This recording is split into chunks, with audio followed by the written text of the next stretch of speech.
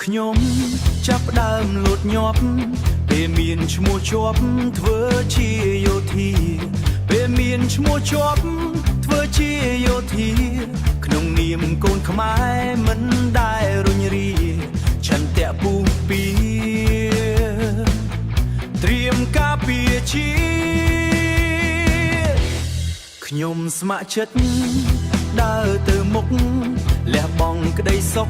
ធ្វើដោយស្មោះស្ម័គ្រលះបង់ក្តីសុខធ្វើដោយស្មោះស្ម័គ្របំពេញតួទីជាពលរដ្ឋល្អធ្វើដោយស្មោះសរ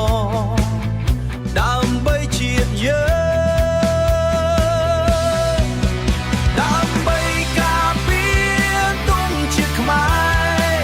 បម្រើជាតិដោយបេះដូងក្លាហាន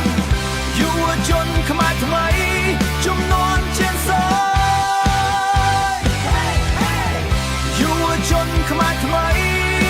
ស្ម័គ្រចិត្តពាំងលីបេះដូងខ្ញុំចាប់ដើមលោតញាប់ពេលមានឈ្មោះជាប់ធ្វើជាយោធាពេលមានឈ្មោះជាប់ធ្វើជាយោធាក្នុងនាមកូនខ្មែរមិនដែលរុញរាឆន្ទៈពុះពីត្រៀមការពារជាតិ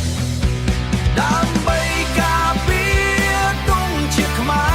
របម្រើជាតិដោយបេះដូងក្លាហានយុវជនខ្មែរថ្មី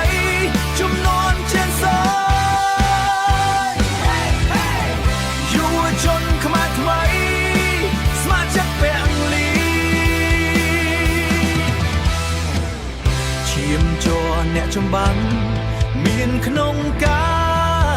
យរក្សាសន្តិភាពឲ្យបាន